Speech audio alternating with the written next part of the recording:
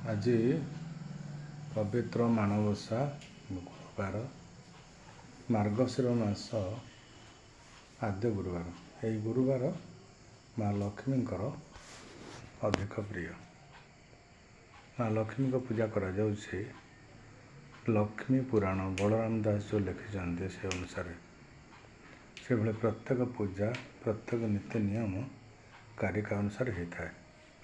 ଯେମିତି ଆଖଣ୍ଡଳମଣି ମେଳା ବହି ଅନୁସାରେ ହୁଏ, ସତ୍ୟନାରାୟଣ ପୂଜା ମଧ୍ୟ ସେ କାରିକା ଅନୁସାରେ ହୁଏ। କିନ୍ତୁ କେତେକ ବ୍ୟକ୍ତି କହୁଛନ୍ତି ତାଙ୍କର ମନଗଢ଼ା କଥା, ଅଷ୍ଟମୀ ଯାଇନି ଆମେ କରିବୁନି। ସେମିତି ସୁବିଧା ଅସୁବିଧା ଥିବ, ଛୁତିକା ମୂର୍ତ୍ତିକା ଥିବ, ନ ହେଇପାରେ। କିନ୍ତୁ ଏ ଲକ୍ଷ୍ମୀ ପୁରାଣରେ ଲେଖା ହେଇଛି ମାର୍ଗଶିର ମାସର ଆଦ୍ୟ ଗୁରୁବାର ମାଆଙ୍କର ଅତି ପ୍ରିୟ। ତେଣୁ ଏହି ଗୁରୁବାର ଦିନ ମାଣବସା ହେବା ଉଚିତ। ସେ ଠାକୁର କହୁଛନ୍ତି ଓଷା ବାର ବ୍ରତ ତୀର୍ଥ କର, କିନ୍ତୁ ତାର କାରଣ କ'ଣ କରିବା ଉଚିତ ଏସବୁ ବାବଦରେ ବୁଝି ବିଚାରି କର।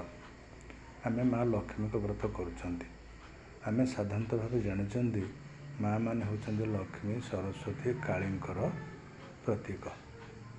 ମା ଲକ୍ଷ୍ମୀ ତାଙ୍କ ସ୍ୱାମୀ ନାରାୟଣଙ୍କୁ କେମିତି ଭକ୍ତି କରୁଥିଲେ, କେମିତି ତାଙ୍କ ସହିତ ତାଙ୍କର ବୁଝାମଣା ଥିଲା, ସେ ସମ୍ପର୍କରେ ଆମେ ଜାଣିବା ଉଚିତ। କେବଳ ଲକ୍ଷ୍ମୀ ପୁରାଣଟିକୁ ପଢ଼ି ଦେଇ ବଡ଼ି ଭୋରୁ ଉଠି ହୁଳହୁଳି ପକାଇ, ଚିତା କାଟି, ଝୋଟି ପକାଇ କରିଦେଲେ ହେବନି।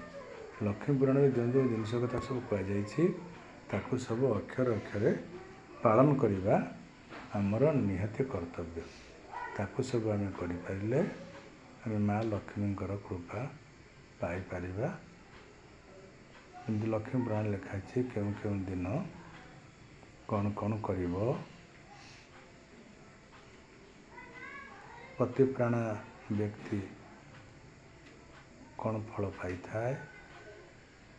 ପତି ସେବା ବିନା ନାହିଁ ନାରୀଙ୍କର ଗତି, ଜପ ତପ ମାନ ସବୁ ହୁଏ ଅନୀତି। ପତିପ୍ରାଣା ଲୋକ କରେ ଦେବଲୋକେ ଗତି।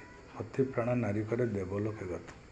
ଏ ସମସ୍ତ କଥାକୁ ଗୁରୁବାର ଦିନ କେଉଁ କେଉଁ କଥା ମନା କରାଯାଇଛି ଏବଂ ଗୁରୁବାର ଦିନ କେଉଁ କେଉଁ କଥା କରିବା ପାଇଁ ଉପଦେଶ ଦିଆଯାଇଛି, ସେ ସମସ୍ତ ଆପଣମାନେ ମାନି କଲେ ନିଶ୍ଚିତ ମା ଲକ୍ଷ୍ମୀଙ୍କର ଆଶୀର୍ବାଦ ପ୍ରାପ୍ତି ହୋଇପାରିବେ।